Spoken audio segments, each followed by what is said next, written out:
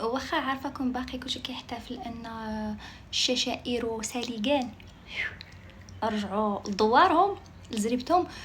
ولكن غادي نعاودو نهضروا على داك الفيديو ديال هذاك الدري اللي قالوا لك داك الدري الجزائري في الميريكان اللي المغاربه ضربوه وقتلوه وشخشخوه ودقدقوه وجاه ارتجاج في المخ وهو في حاله خطيره في السبيطار، وتواصل معاه هضر معاه الدراجي حط كونفرساسيون معاه انه راه في حاله حرجه وحاله خطيره. ياك هانتوما شوفوا الفيديو ديالو كان في الماتش ديال الجزائر وسويسرا. سبحان الله، صحيح فصيح، ما فيه حتى شي حاجه، شي ضربه، شي قميشه، والو. وهل يعقل شي واحد يكون مضروب ويكون في حاله خطيره ويجيه ارتجاج في المخ وفي ظرف سويعات يخرج ويجي للتيران ويتفرج عادي، ما كاين مشكل. هذا راه خصنا نسميوه الطفل المعجزه. هذا راه الطفل المعجزه. اي يا سيدي، الا ما عمركم شفتوا الطفل المعجزه، هو هذا الطفل الجزائري المعجزه الذي مات وعاد من الموت الى الحياه. هذا داكشي علاش قلنا لكم في الاول هذاك الفيديو غير مفبرك. شدوه قطعوه، واللي بغى يقادوه بالذكاء الاصطناعي قادوه وقال لك حكا ما حكا الواد اراه المغاربه ضربوا واحد الطفل الجزائري. بعد هذا الطفل هذا احتروف بعدا. المهم ما علينا.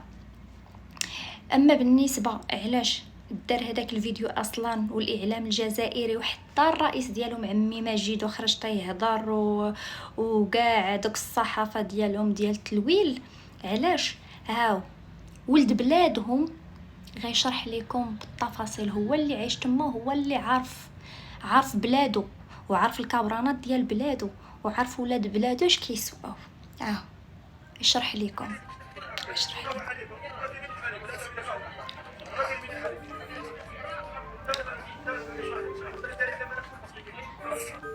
هذا اللي راكم تشوفوا فيه الممثل رضا مدينه 16. هذا الديوث اللي ظل يتصور مع بنته. هذا كان من احد اهم اسباب الفتنه بين المصريين والجزائريين في 2009. هذا الذي ادعى انه قتل، وبل 16 جزائري قتلوا، وفي الاخير ظهرت انها مجرد مسرحيه لتمرير العهده الثالثه انذاك لبوتفليقه.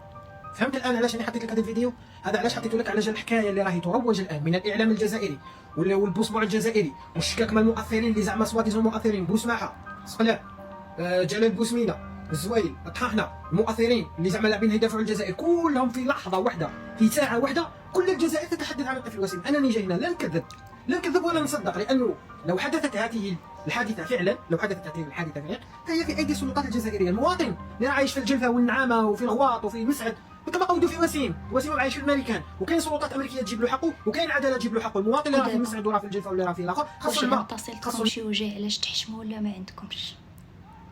واش حشمتوا شي شويه ولا ما عندكمش اصلا؟ علاش تحشموا اصلا؟ الوجه اللي غيحشم راه صفر، الوجه اللي غيحشم راه ما عندكمش.